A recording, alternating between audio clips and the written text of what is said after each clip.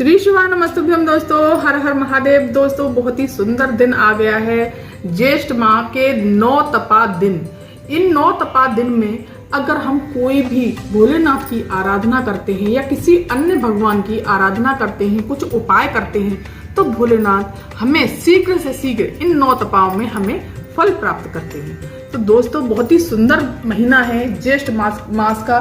और ये 9 तपा किस लिए कहे जाते हैं? क्योंकि सूर्य देव पृथ्वी के बहुत ज्यादा नजदीक आ जाते हैं। तो इन दिनों चिड़िया, पशु पक्षी, इंसान, यहाँ तक कि भगवान भी इस गर्मी से तप जाते हैं। तो इसलिए भगवान भोलेनाथ पर जल समर्पित जरूर करना चाहिए। और इन 9 तपों में सभी को जल पिलाना चाहिए, दान धर्म करना चाहिए, जितना जल दान कर सके उतना करना चाहिए। तो चलिए दोस्तों जानते हैं पूज्य गुरुदेव की कथा सुन करके और समझ करके बहुत सुंदर से मैं 4 उपाय लेकर के आई हूँ।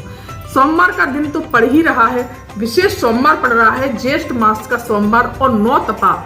तो दोस्तों इस दिन आपको उपाय जरूर करने चाहिए। पहले ये जान लेते हैं दोस्तों कि कौन से किस चीज के लिए उपाय है। पहला उपाय है कि अगर कोई विशेष परिस्थिति आ गई है, विषम समस्या आ गई है, आपने पशुपत व्रत कर लिए, अष्टमी का, सोमवार की अष्टमी का व्रत भी कर लिया, सोमवार की अष्टमी के भी उपाय कर लिए, फिर भी आपकी समस्या हल नहीं हो रही, कोई भी समाधान नहीं निकल रहा और कोई भी काम आपका हो नहीं रहा, सारे काम अटक रहे हैं, विषम परिस्थिति है, बहुत सुंदर सा उपाय बताया है। दूसरा उपाय बताया है पूज्य गुरुदेव ने कि जिन लोगों के यहाँ धन संपदा नहीं है और कर्जा बढ़ता ही जा रहा है, कर्ज पे कर्ज बढ़ता जा रहा है, धन संपदा की बहुत कमी आ गई है।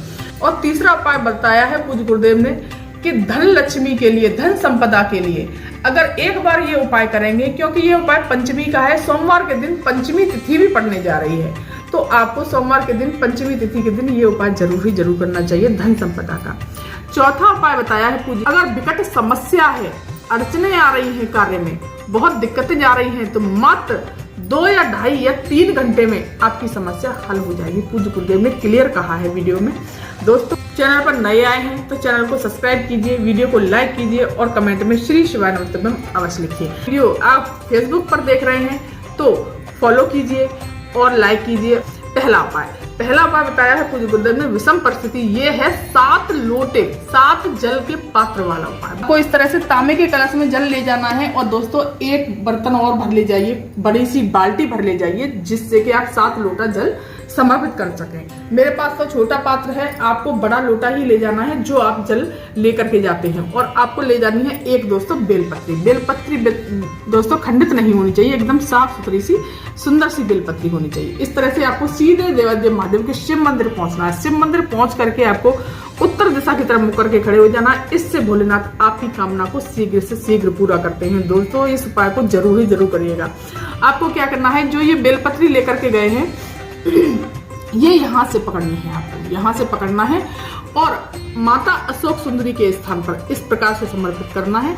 और ये जो डंडी है दोस्तों, ये डंडी वाला भाग पूज्य गुरुदेव ने बताया है कि जहां से जल गिरता है वहीं पर आना चाहिए। इस तरह से, जैसे मैंने बता रही हूँ मैं, इस तरह से डंडी वाला भाग, और बाबा से कहना है जो भी विशेष समस्या है, सारे उपाय कर लिए लेकिन कोई भी कार्य आपका हो ही नहीं रहा, इस तरह से आपको, और फिर इसी बेलपत्री को उठा करके श्री शिवाय नमस्तुभ्यम मंत्र का जाप करते हुए अपने से विपरीत दिशा में कहीं भी बैठे हो, डंडी का मुख उधर की तरफ होना चाहिए, श्री शिवाय नमस्तुभ्यम मंत्र का जाप करते हुए इस तरह से।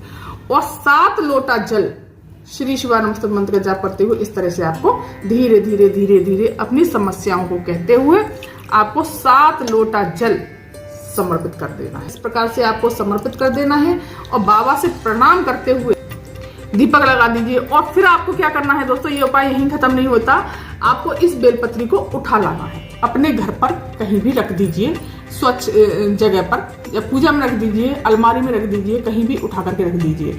और 11 दिन रखिए इस बेलपत्री को या 21 दिन, 11 या 21 दिन अपने घर में रखने के पश्चात में आपको ये बेलपत्री कहीं पर विसर्जित कर देनी है, या जल में विसर्जित कर दीजिए।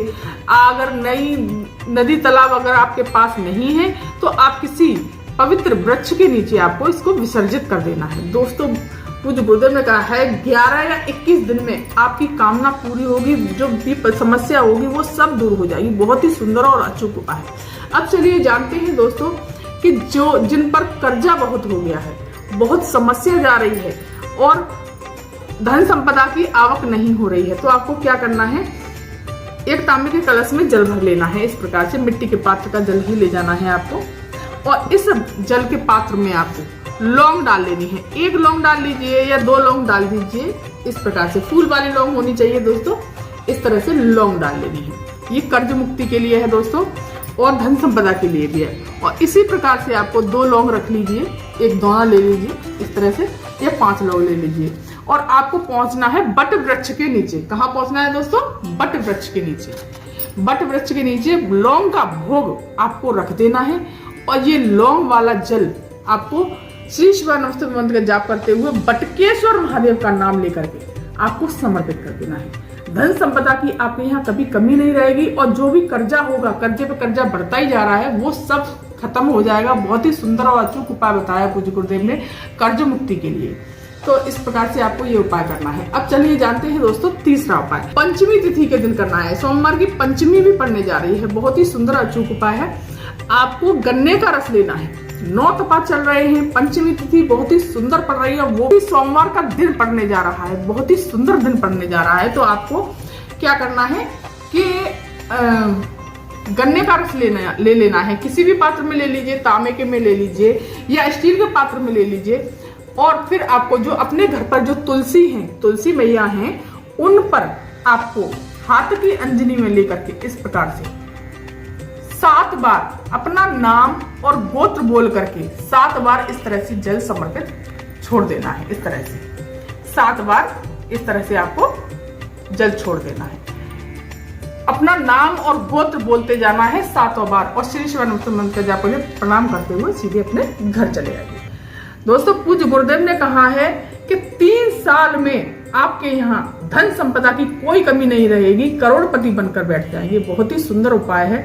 आप इस उपाय को जरूर ही जरूर करिएगा दोस्तों, चूकिएगा नहीं। 9 तपा चल रहे हैं, सोमवार का विशेष दिन है, पंचमी की भी तिथि पड़ रही है, तो आप इन उपाय को जरूर करिए। अब चलिए जानते हैं चौथा उपाय। जो विकट समस्या आ गई है और काम अटक रहे हैं, आपके काम हो ही नहीं रहे हैं और समस्या बहुत विकट है, और आप ऐसा लग रहा है कि इस समस्या से कैसे निकला जाए, कैसे हल हो इस समस्या का, तो आपको क्या करना है, इसी प्रकार से तांबे के कलश में जल भर लेना है। जल भर करके आपको या तो आप एक मूंग का दाना ले लीजिए, और या फिर ले लीजिए एक चावल का दाना। इस प्रकार से आखा चावल ले लेना है आपको, और पहुंच जाना है जहां आपके आसपास। ये खोजिए पहले कि मंदिर, किसी भी मंदिर के आसपास बेलपत्री का वृक्ष हो। मंदिर के आसपास ही होना चाहिए दोस्तों। ये पूज्य गुरुदेव ने इसलिए सीधा कहा है कि मंदिर के आसपास ही बेलपत्री का वृक्ष होना चाहिए। वहीं पहुंच जाना है इस प्रकार से, और वहीं पर कोई उस वृक्ष के आसपास ही बिल्कुल पास में ही कोई कंकड़ रखा हो। इस प्रकार से कंकड़ हो, ये मैंने वो रख दिया है, कंकड़ हो तो उसी को कंकड़ शंकर मान करके श्री शिवा नमस्ते मंत्र का जाप करते हुए अपनी समस्या को बोलते हुए इस तरह से इस कंकड़ पर ही आपको इस चावल के दाने को समर्पित कर देना है। और ये 1 लोटा जो जल भर करके ले गए हैं, इसी पर कंकड़ शंकर शिव जी का स्वरूप मान के इस पर जल समर्पित कर देना है। पूज्य गुरुदेव ने दोस्तों क्लियर कहा है, ज्यादा से ज्यादा 2 घंटे या 3 घंटे आपकी समस्या हल हो जाएगी। आपकी जो भी कार्य अटक रहे होंगे, जो भी परेशानी जा रही होगी, वो सब दूर हो जाएगी। वो फेसबुक पर देख रहे हैं तो मेरे चैनल को फॉलो जरूर ही जरूर करिएगा, और अगर यूट्यूब पर देख रहे हैं तो चैनल को सब्सक्राइब कीजिए। कमेंट में श्री शिवा नमस्तुभ्यम या हर हर महादेव भगवान का, भोलेनाथ का कोई सा भी प्यारा सा नाम जरूर लिखिएगा। धन्यवाद।